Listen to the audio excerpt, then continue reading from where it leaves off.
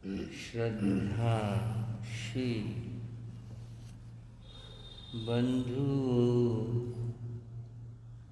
एवं श्रद्धाशील बाहर, आपके सामने श्री उत्तराध्ययन सूत्र की चर्चा चल रही। इसके हम 13वें अध्याय का चिंतन कर रहे हैं। 13वें अध्याय का नाम है चित्त संभोज्यम, चित्र संभूतीय अध्याय। इसमें चित्र और संभूत नाम के इन दो भाइयों का वर्णन है। इनकी कथा आप पहले पूर्व भवों की सुन चुके हैं। अब जहाँ हमारी चर्चा है वो यह है कि ये दोनों भाई अपनी आजीविका चलाने के लिए, अपना गुजारा करने के लिए संगीत का आश्रय लेते। इन्हें ये विद्या आती थी और नमूची से सीखी थी। गुजारा तो करना था, इसलिए ये घरों से निकल पड़े और जहाँ तहाँ अपना संगीत प्रस्तुत करने लगे। संगीत में योग्यता थी,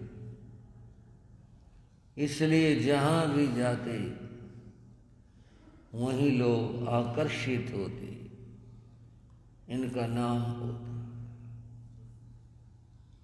संगीत की भी अपनी एक दुनिया है। संगीत व्यक्तियों को आकर्षित करता है, भोजन आकर्षित करता है, दृश्य आकर्षित करता है, पर संगीत का आकर्षण भी बड़ा अद्भुत और विचित्र होता है। विषयांतर कुछ हो जाएगा, पर थोड़ी सी बात करते हैं। तानसेन का नाम आपने सुना हो। तानसेन संगीतज्ञ था और वह संगीत का इतना पहुंचा हुआ व्यक्ति था कि संगीत गाकर के वह बारिश करवा देता। बहुत बड़ी बात है। और एक इनका राग होता है, उसको दीपक राग कहते हैं। सामने दीपक रख दिए जाते, बुझे हुए अर्थात बिना जले, और वह संगीत गा करके उनको जला देता था। कहानी के रूप में ले तो ठीक है, सोच करके देखें तो कितनी बड़ी बात। मल्हार गाता तो बरसात हो जाती, दीपक राग गाता तो दिए जल जाते। इतनी अद्भुत उसकी योग्यता थी।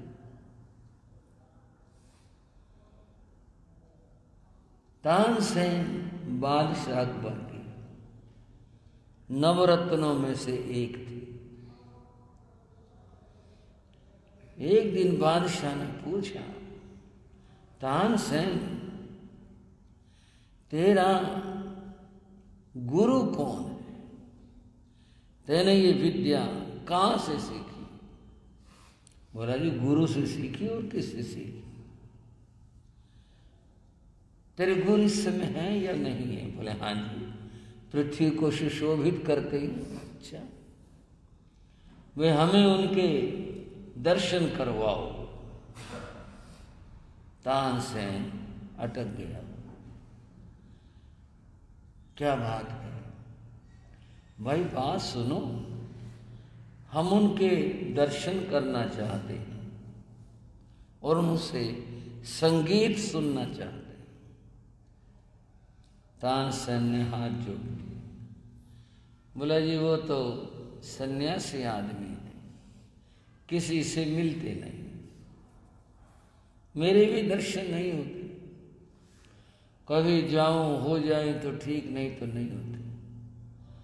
और वो लोगों से मिलते नहीं, हमसे भी नहीं मिलेंगे। क्षमा करना, उनके लिए बादशाह और एक साधारण आदमी इसका कोई अर्थ ही नहीं है। भाई ये तो हमारे जीवन की प्यास अधूरी रह जाएगी। हम तो उनसे सुनना चाहते थे। इसके लिए मैं कोशिश कर सकता हूं, दर्शन तो मुश्किल है। क्या अगर नाराज हो गए तो मेरे लिए भी मुश्किल हो जाएगी। चलो संगीत सुनवा दो। कैसे सुनवाओगे? बोले रात में चलेंगे और कोई नहीं होगा, आप और हम ही होंगे। आप छिपकर बैठ जाना, मैं गुरु से कुछ निवेदन करूंगा अपनी तरह से। अगर वो मान गए और गाने लगे तो आप सुन लेना। चलो कोशिश करो। एक रात में वे दोनों चले थे। जहां जंगल में उनकी कुटी थी, उससे पहले बादशाह से तानसेन ने कहा, आप यहां छिप करके बैठ जाओ। बादशाह बैठ गया। तानसेन गया, गुरुदेव के चरणों में सर रखा। बड़ी रात को आया तू, क्या बात है आज? गुरुदेव बहुत दिन हो गए थे दर्शन किए, एक मामला अटक गया। क्या अटक गया? एक संगीत वो मेरे से ऊक चूक हो गया, ठीक नहीं गाया जाता। तो मैं वो पूछने के लिए आया था। वो मैंने कल राज्यसभा में दरबार में सुनाना है, मेरी मुश्किल हो गई, इसलिए आपको कष्ट दिया। झूठ का सहारा लिया, कपट का सहारा लिया। कौन सा संगीत भूल गया तू? गा के दिखा। यूं कहते हैं कि तानसेन ने गलत से गाना गाया, जो था वो ठीक नहीं गाकर उलझ पर गुरु गुस्सा हो गया। ये क्या गाने का तरीका है? ये क्या बिगाड़ लिया तूने? बोला ये गड़बड़ हो रही, क्या करूं? अरे मैंने सुनाना है। गुरु ने डांट लगाई, ऐसे गाते, ये खराब कर लिया तूने इसका वो रियाज अभ्यास नहीं रखा, हो गई थी गलती। ला मुझे दे। जो साधन था, एक तारा तंबूरा कुछ था, वो उन्होंने पकड़ा और जिसके ऊपर उन्होंने वो संगीत गा दिया। जब गाया तो कहते हैं कि जैसे पूरा जंगल पेड़, झाड़ियां, पशु सब श्रोता बन गए। ऐसा सन्नाटा छाया, ऐसा अद्भुत आनंद हुआ, बहुत अधिक। समझ आई?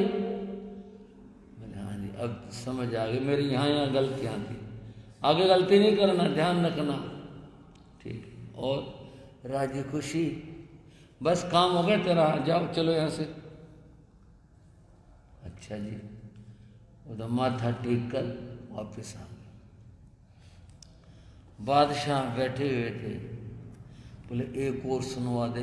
बोले बस हो लिया, और नहीं। वही मूड आ गया, हो सकता है कि इस बार जाऊं तो वो और गुस्सा करें, बस हो गया काम। दोनों वापस लौट आए। बादशाह के दिमाग में वही घूमता रहा।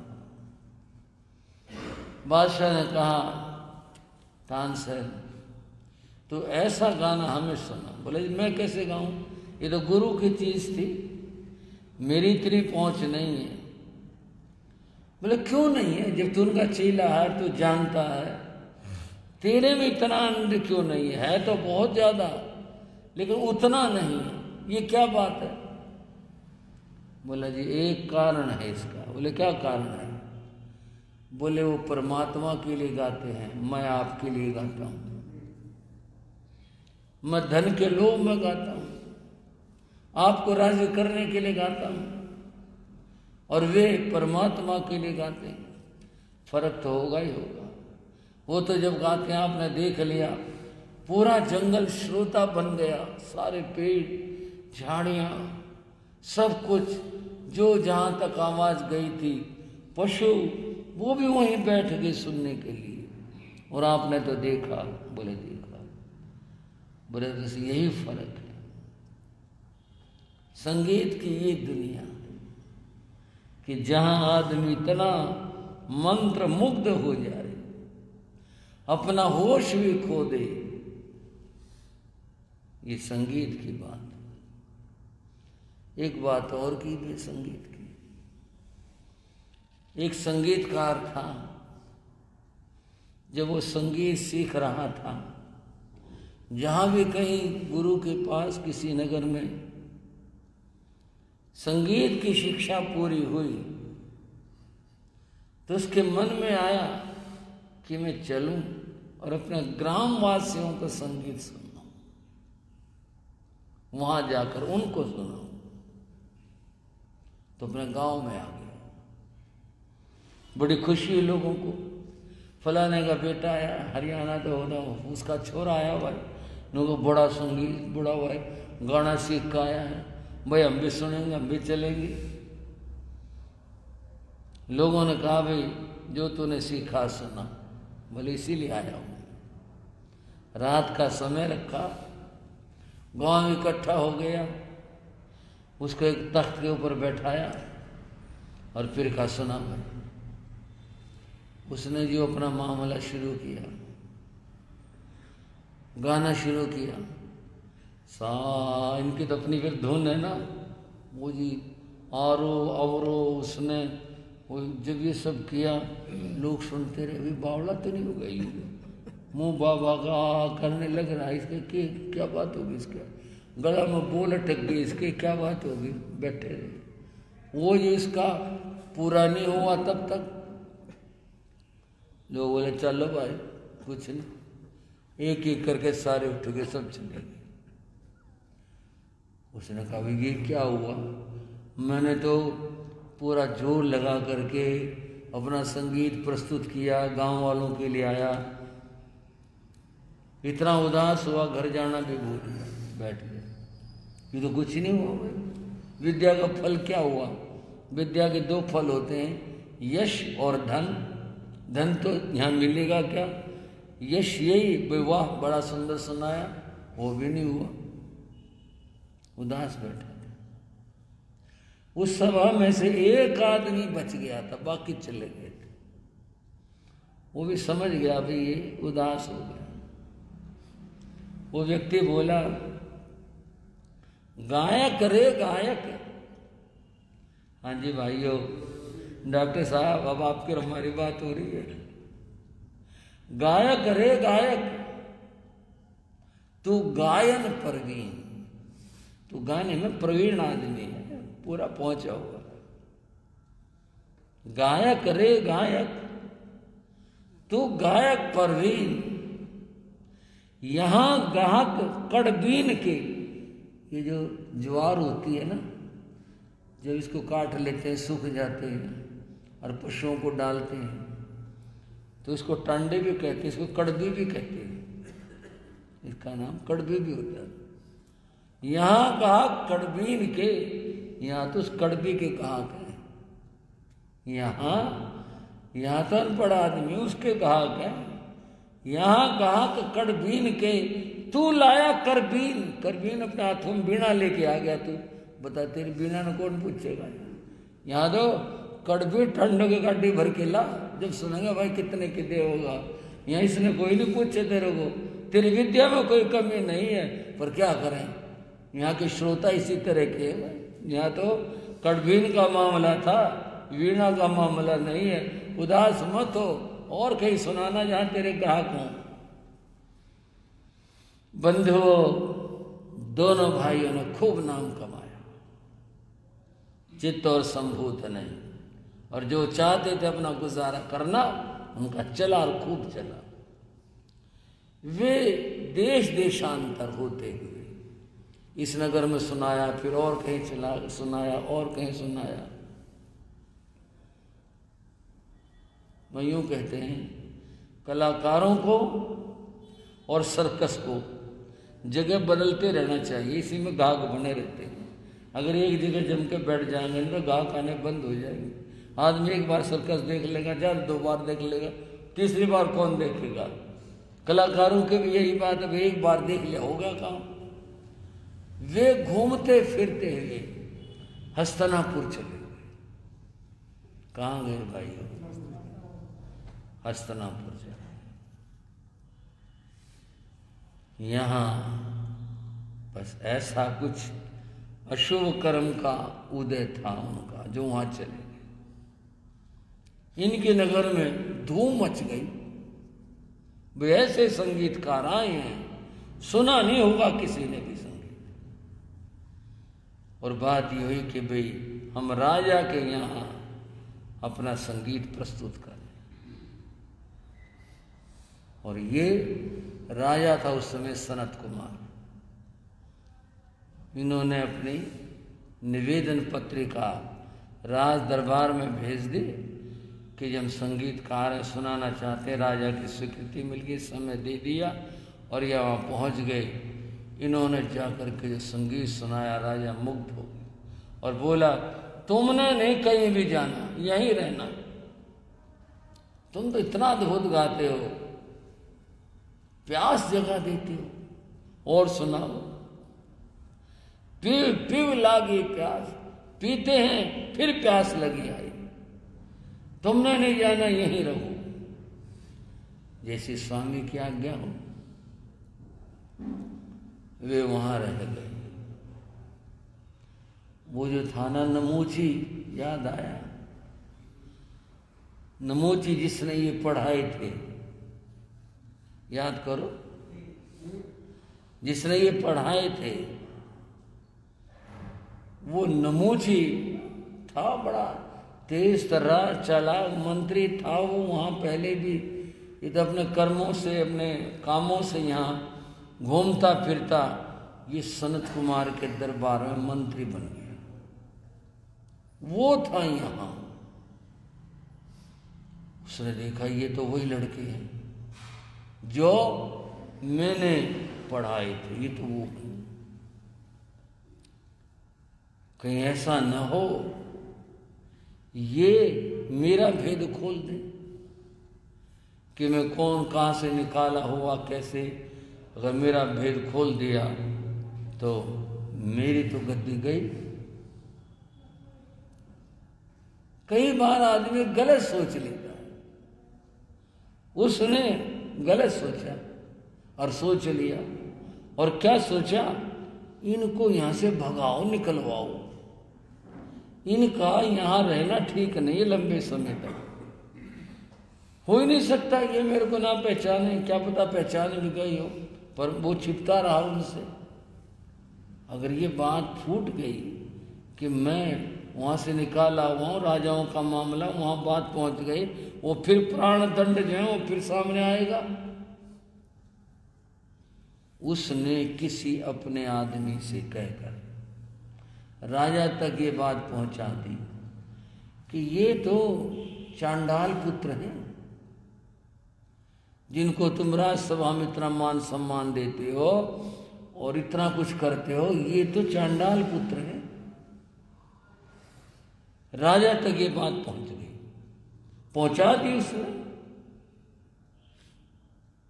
राजा ने सुना, बोले चलो मैं तो क्षमा कर दूंगा, पर हमारे यहाँ तो राज्यसभा में बहुत सारे विद्वान ब्राह्मण पंडित ये लोग हैं, ये तो गड़बड़ हो जाएगी। वो लोग तो ये बर्दाश्त ही नहीं करेंगे, इनको ऊंचा आसन देते हो, इनको ऐसा करते हो, ये बात खराब हो जाएगी, इनको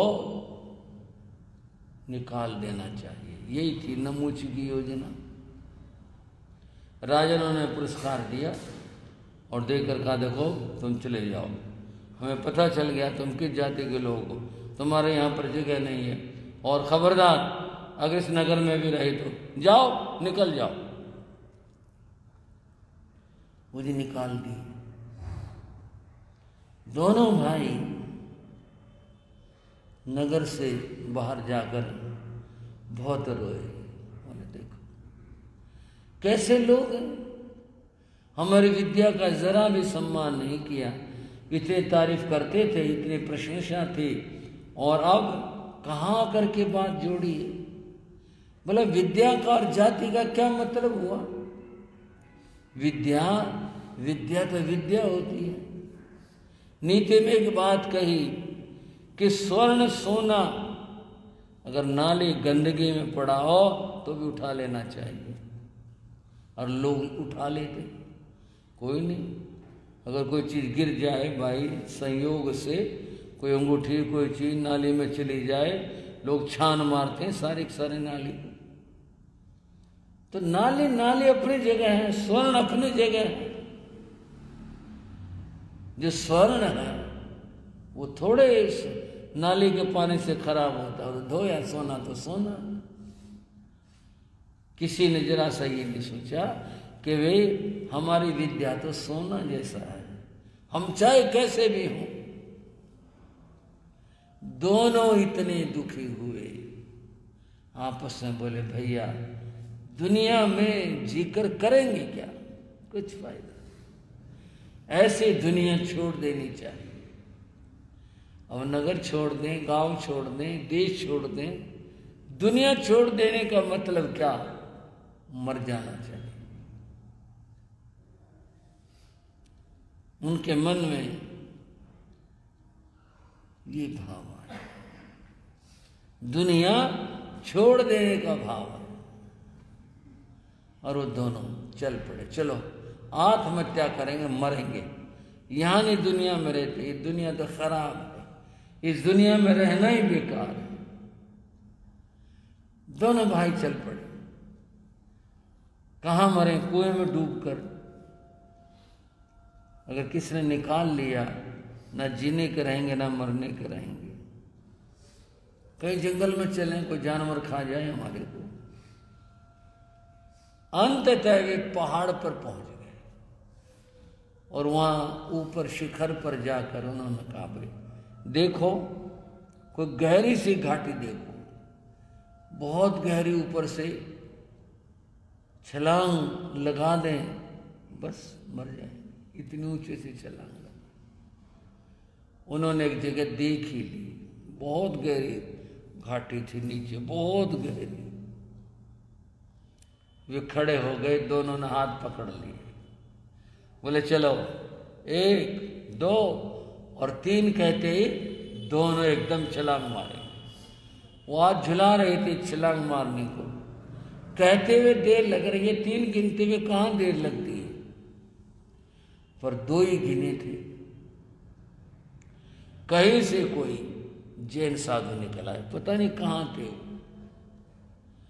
उन्होंने देखा ये छलांग लगा रहे, ज्ञानी थे समय, ठहरो ठहरो ठहरो भाई। उन्होंने देखा कौन, देखा जैन साधु। क्या कर रहे हो बाबा, आप जाओ अपना काम करो, आप हमारे से क्या पूछ रहे हो, हम क्या कर रहे हैं, जो हमने करना हम करेंगे, आप जाए। नहीं भाई मेरे तुम्हारी बात पसंद नहीं आई, तुम्हें किनारे क्यों खड़े हो, पीछे पीछे खड़े हो। हंस पड़े, मरते मरते भी हंसी आ गई, हंस पड़े। मुनि बोले आज की भाषा में, उनकी तो अपनी भाषा थी, अब तो ये कहते हैं मर जाएंगे, मर के भी चैन ना पाया तो कहाँ जाएंगे। अब तो ठीक आत्महत्या कर रहे हो, आगे वहां है तुम्हारी व्यवस्था में, वहां बड़े चैन से रहेंगे, शांति से रहेंगे, यहीं रह लो चैन से। मुनि ने उनको उपदेश दिया ये काम मत करो, ये जन्म बड़ा अनमोल है। बाबा अगर हमने बता दिया ना आपको, आप यहां खड़े नहीं रहोगे। ऐसी क्या बात है, बस बता दिया, आप जाओ अपना काम करो। तो काम तो हमारा कुछ है नहीं, हमारा तो काम बड़ी उपदेश देना है, काम तो मैं अब भी कर रहा हूं। बोले खड़े नहीं पाओगे यहां। बोले भाई वही बात बता दो, ऐसी क्या बात है इससे मैं डर जाऊंगा। हम चांडाल पुत्र हैं, आपको हाथ लगा देंगे, नाते फिरोगे। उन्होंने तो अपनी बात कही, हम हाथ लगा देंगे आपको। बोले चांडाल पुत्र हो, फिर क्या बात है। बात क्या है, हम चांडाल पुत्र हैं, आपको छू देंगे, फिर भागोगे यहां से। मैं क्यों भागूंगा भाई, और क्या हम हाथ लगा देते हैं आपको, लो लगा लो हाथ, इससे मेरे को क्या फर्क पड़ेगा। तुमने हाथ छूना हाथ छू लो, और कहीं छूना छू लो, लोग मेरे संत करके चरण छूते हैं, वो छूना चाहे वो छू लो, कहीं हाथ लगा लो, मैं क्यों ना आऊंगा। बोले तो आप समझ रहे हैं हमारी बात। बोले भाई जितनी बताई उतनी तो मैं समझ गया, हम चांडाल पुत्र हैं, चले जाओ, अगर हमने छू दिया ना कि तुम्हारे से लोग बचेंगे। नहीं नहीं ये क्या बात है, ये कौन सा धर्मशास्त्र हुआ कि तुमने छू दिया तो मैं अछूत हो जाऊंगा। मुझे इस बात की कोई चिंता नहीं है, ना हम मानते हैं, हमारे तो भगवान का उपदेश है, एगा मनुष्य जाई, मनुष्यों की एक ही जाति है, वो मनुष्य जाति है, और कोई जाति नहीं दिए, ये सब कल्पना ही है सारी की सारी। तुम कौन धर्म के लोग हो, हम जैन धर्म के लोग हैं, जो तुम कह रहे हो क्या ये सच है। बोले सच है, जब मैं बैठा हूं तुम्हारे सामने, सच है ये। तो जो हम ऐसे लोग होते हैं, आप लोग उनको छूने देते। बोले हाँ हाँ बिल्कुल। मुनि ने उन्हें उपदेश दिया और बताया जन्म ये जीवन अनमोल है, इसे नष्ट मत करो, बर्बाद मत करो इसे। मुनि के उपदेश का फल ये हुआ। बोले जी हमें रास्ता दिखाओ। उन्होंने रास्ता दिखाया, एक गृहस्थ धर्म है, तुम्हें संसार में रहना है तो नियमों का पालन करो, और यदि तुमने आत्म कल्याण करना है तो ये संयम का मार्ग है, इसके ऊपर चलो। आप अपने साथ रख लोगे, रख लेंगे, ठीक है, हमें बनाओ सन्यासी, हम नहीं मरते। फिर वहां उन दोनों भाइयों ने दीक्षा ले। देखो, बोलो भगवान महावीर स्वामी के। ये तीर्थंकरों का ये धर्म, इस बात की उन्होंने जरा भी यहां महत्ता नहीं है। महावीर का कहना है जाति का कोई अर्थ नहीं। आपने हरिकेश बल मुनि की कथा सुनी पीछे, अब आप चित्त संभूत की कथा सुन रहे हो। ये कथा इस बात का निमंत्रण है कि कोई भी व्यक्ति अपना कल्याण कर सकता है, जाति उसमें बाधक नहीं होती। ये जैन धर्म का संदेश है। और ये धर्मशास्त्र के ये पृष्ठ उस जमाने के लिए चुनौती हैं जब जातिवाद को माना जाता था। उन्होंने तो अपने धर्मशास्त्रों में ऐसे व्यक्तियों के चरित्र रखे, कहा आत्म कल्याण कोई भी कर सकता है। अब तो वे दोनों मुनि धर्म में रम गए, बहुत आनंद आया। हम तो खामखाई में दुनिया में धक्के खा रहे थे। असली संगीत ये है, इसको कहते हैं आत्म संगीत। अब पाया। वर्ष पर वर्ष व्यतीत होते चले, समय सरकता चला गया। पुरानी बात अब कौन याद करे। अब तो मुनि धर्म है, मुनि धर्म का पालन करते हैं, उसमें आनंदित है, उसमें डूबे हैं। विधि का चक्र फिर घूमा। विधि कर्म को कहते हैं। कर्म का चक्र ये अपनी लपेट में सबको ले लेता। जब तीर्थंकर को भी इतने कष्ट झेलने पड़े तो ये कर्म की बात है, कर्म के कारण है। और कौन बच सकता है कर्मों की मार से। विधि का चक्र, कर्म का चक्र फिर चला और वे घूमते विचरते हुए हस्तिनापुर आ गए। वो बात दिमाग में ही नहीं थी कि भी यहाँ हमारे को निकाला था, हमारी पिटाई हुई थी, कुछ हुआ था, कुछ नहीं। सहज भाव से आ गए। घरों में भिक्षा के लिए भी गए। और यूं एक बार वे राज दरबार के सामने से गुजर रहे थे दोनों। वो नमूची फिर मिल गया। कौन भाइयों? कौन मिल गया? वो नमूची फिर मिल गया। वो दरबार से, राजसभा से आया था, निकला था या जा रहा था, सामने आ गया। देखते ही उसने पहचान लिया, और ये तो वही है। ये फिर आ गए यहां पर, ये निकलवाए थे। बस अशुभ कर्म का उदय। उसने कहा ये यहां रहेंगे, हो सकता है अभी राजा से मेरी शिकायत ना करते, मैंने इनको निकलवाया था शिकायत लगाकर। ये तो बहुत गलत हो गया। एक पाप आत्मा जो भी चिंतन करता है वह है बुरा चिंतन करता है, अच्छा सोचता ही नहीं, अच्छा दिमाग में आता ही नहीं। उसने राजा से कहा जी वो एक बार संगीतकार नहीं आए थे? बोले हाँ। अच्छा वो वाले बड़ा अच्छा गाते थे वो? बोले हाँ वही। आपने उनको निकलवा दिया था। वो नगर में फिर आ गए और वो घरों में जाएंगे, ब्राह्मणों को भी, क्षत्रियों को, वैश्यों को ये जाएंगे।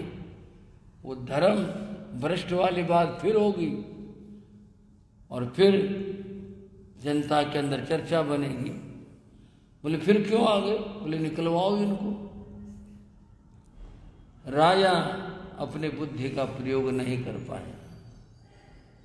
उसने आदेश दिया राज सेवकों को, ये दो साधु जो फिर रहे हैं, जैन साधु, इनको निकालो नगर से, आदेश सुनाओ, ये कभी यहां नहीं आएंगे।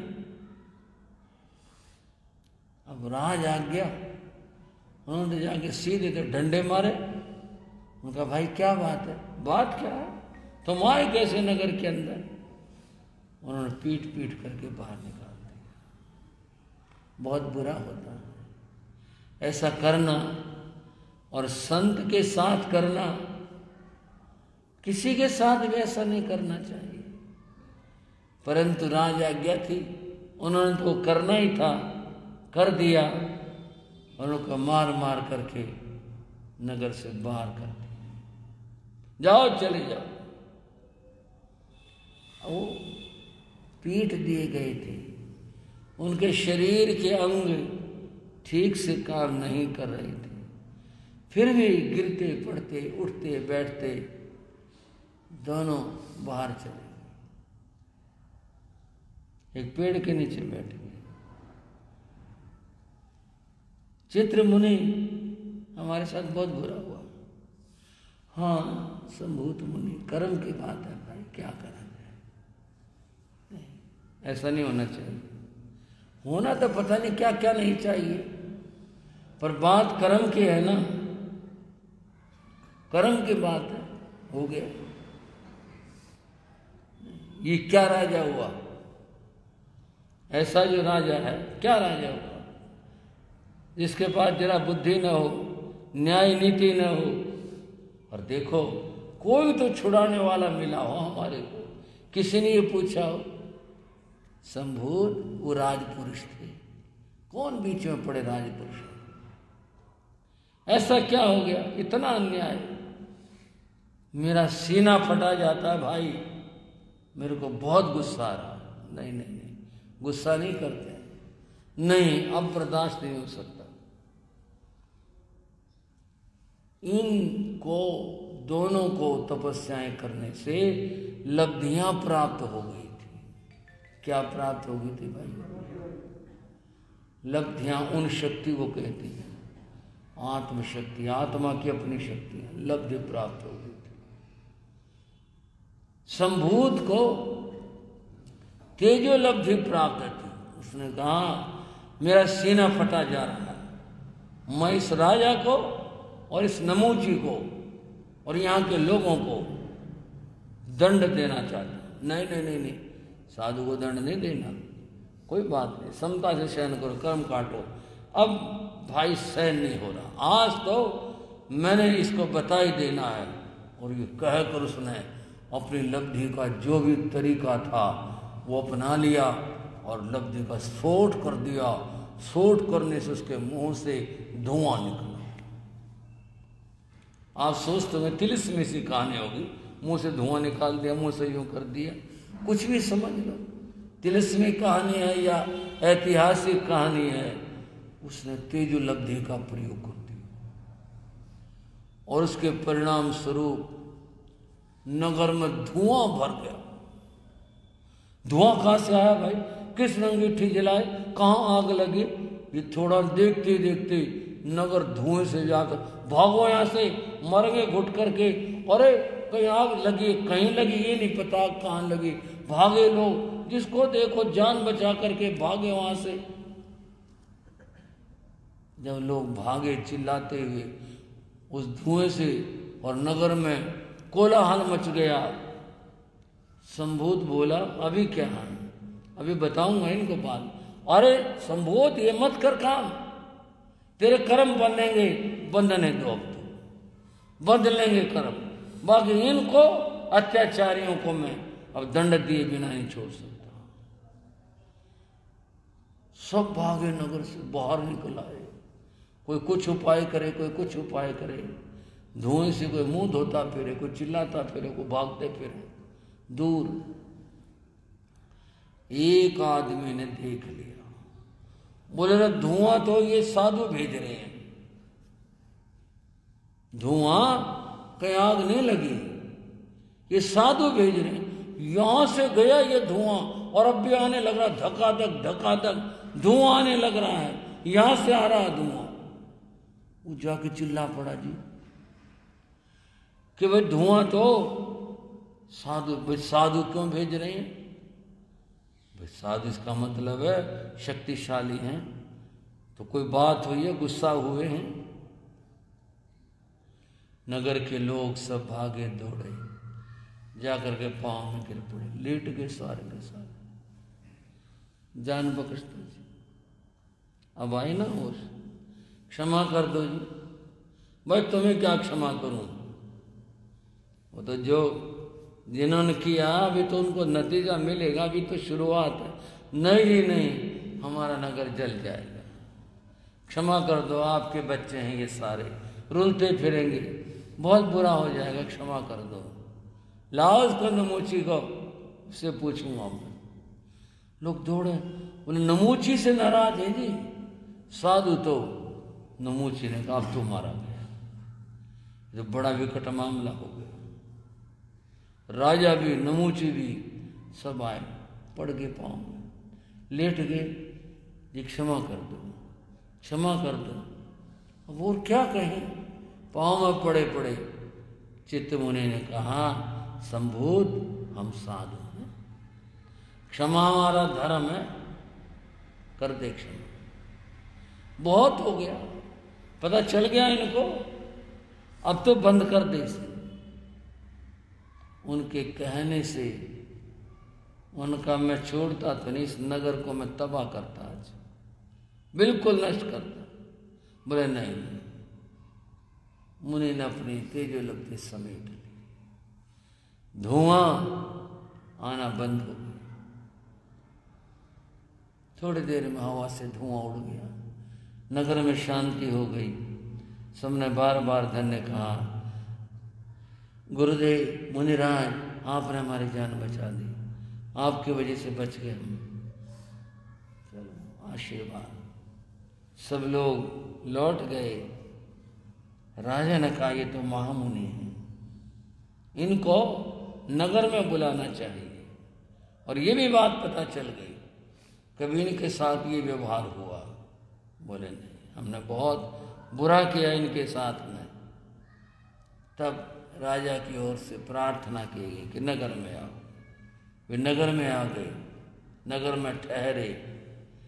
इस ठहरने के साथ आगे कथा में क्या मोड़ आ, क्या आगे कथा बढ़ी वो सुनाऊंगा और फिर बताऊंगा इसके साथ क्या उपदेश और क्या शिक्षाएं भगवान महावीर की हैं, जो अद्भुत और विलक्षण कथा के अंग हैं, वो आप आगे सुनेंगे। आज इतना ही कहना चाहता हूँ बंधुओं, किसी कार्य में इस तरह से क्रूरता करना, मन में द्वेष रखना और साधु के साथ ऐसा व्यवहार करना बुरी बात होती है। इनका फल इन्हें मिला। अब आगे और क्या बीता क्या घटा वो चर्चा अगले समयों में।